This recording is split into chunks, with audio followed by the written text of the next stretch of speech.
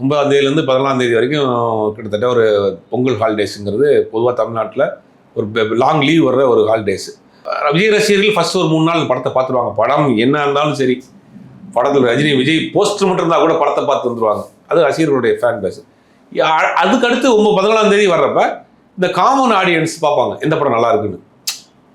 ஒரு ஃபேமிலியோட அன்றைக்கி வெக்கேஷனு லீவில் இருக்கோம், எந்த படத்துக்கு பார்ப்போம் அவங்க நினைப்பாங்க. அப்போ ஜனநாயகம் நல்லா இருக்குது அதுக்கு போவோம், இல்லை பராசக்தி நல்லா இருக்குது அதுக்கு போவோம்னு அந்த காமன் ஆடியன்ஸ் வந்து நல்ல படத்தை செலக்ட் பண்ணுவாங்க. வந்தது பிறகு தான் தெரியும் எந்த படம் ஒரு கமர்ஷியலான படம் அப்படிங்கிறத அதை வந்து மக்கள் தான் டிசைட் பண்ணுவாங்க. எலெக்ஷன் டைமில் ஜனநாயகன் படம் வருது, விஜய்க்கு பெனிஃபிட்டா அன்பெனிஃபிட்டா? இல்லை, பெனிஃபிட் நினச்சி தானே கொண்டு வர்றாங்க. ஏன்னா அந்த அதில் எப்படியாவது அரசியல் பேசியிருப்பார், தன்னுடைய சித்தாந்தங்கள் பேசியிருப்பார், தன்னுடைய கருத்துக்களை சொல்லியிருப்பார். அது அந்த ரசிகர்களுக்கு ஒரு பூஸ்ட் கொடுக்கும். படம் பார்க்குறப்ப ஒரு எனர்ஜியாக இருப்பாங்க. அப்போது அரசியல் நோக்கத்தோடு கொண்டு வராங்க. படம் பார்த்துட்டு உடனே எல்லாரும் ஜனநாயகம் பார்த்துட்டு விஜய் கோட் போட்டுற போகிறாங்களா? அப்படி கிடையாது. அந்த ரசிகர்களுக்கு ஒரு உற்சாகத்தை கொடுக்கும், ஒரு என்கரேஜ்மெண்ட், அவ்வளோதான்.